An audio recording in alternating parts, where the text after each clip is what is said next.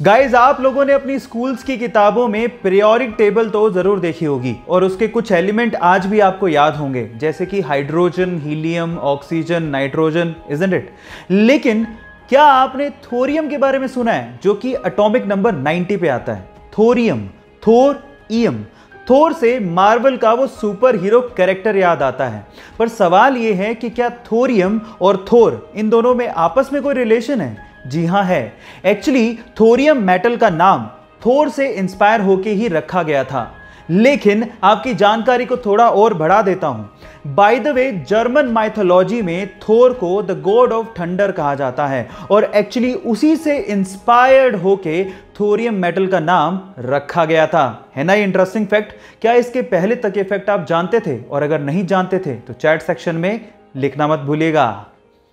Guys, ये आपने science की किताबों में जरूर पढ़ा होगा कि कोई भी एटम या एलिमेंट 3 फंडामेंटल पार्टिकल से मिलकर बनता है, इलेक्ट्रॉन, प्रोटॉन और न्यूट्रॉन। लेकिन उसमें इलेक्ट्रॉन सबसे ज्यादा स्टेबल फंडामेंटल पार्टिकल है। इनफैक्ट ये पूरी ही यूनिवर्स में सबसे ज्यादा स्टेबल है। वो कैसे, मैं आपको बताता हूं। एक्चुअली एक इलेक्ट्रॉन 60,000 योटा ईयर्स तक एग्जिस्ट कर सकता है। 60,000 योटा ईयर्स मतलब अपनी यूनिवर्स की एज के 5 गुना ज्यादा समय तक इलेक्ट्रॉन एग्जिस्ट कर सकता है। Oh my God! ये इंटरेस्टिंग फैक्ट जान के आपको कैसा लगा, चैट सेक्शन में लिखना मत भूलिएगा। पीने के पानी की कमी और साफ पानी के खत्म होने का डर आज हर देश में है। जहां एक और सभी देश पीने के पानी की कमी के चलते परेशान हो रहे हैं, वहीं रशिया के साइबेरिया में एक झील ऐसी है जहां पर दुनिया का 20% फ्रेश यानी कि साफ पीने लायक पानी मौजूद है। उस झील का नाम है झील बैकाल। जी हां गाइस, इसमें दुनिया के 20% साफ पानी का भंडार है और उसके अलावा ये झील लगभग 1600 मीटर गहरी है और दुनिया की सबसे पुरानी झील भी है। नाम है झील बैकाल। ये इंटरेस्टिंग फैक्ट जान के आपको कैसा लगा, चैट सेक्शन में लिखना मत भूलिएगा।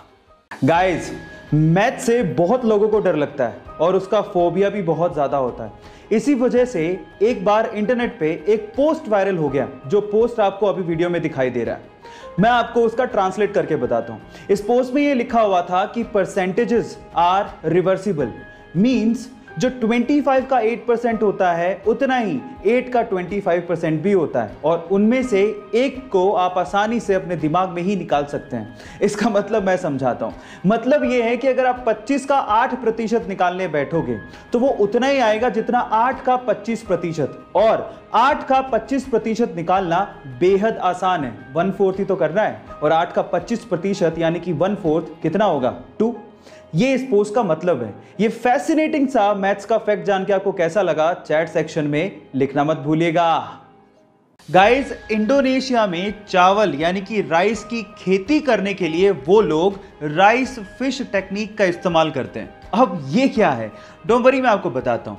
एक्चुअली इसमें होता कुछ यूं है कि राइस की खेती करने में फसलों के बीच में जो पानी होता है उसमें वो लोग मछलियां छोड़ देते हैं और मछलियों को वो लोग पालते भी हैं। अब होता कुछ यूं है कि मछलियों की ड्रॉपिंग बेसिकली किस तरह से काम करती है, फर्टिलाइजर की तरह से, और मछलियां एक्चुअली पेस्ट और इंसेक्ट्स को खा भी लेती हैं। अब इससे डबल फायदा हो गया, फर्टिलाइजर की जरूरत नहीं पड़ी, पेस्टिसाइड की भी जरूरत नहीं पड़ी, और इससे जो ऑक्सीजन की सर्कुलेशन होती है उससे 10% ज़्यादा पैदावार होती है चावल की। है ना ये कमाल की टेक्निक? आपको ये टेक्निक सुन के कैसा लगा, चैट सेक्शन में लिखना मत भूलिएगा।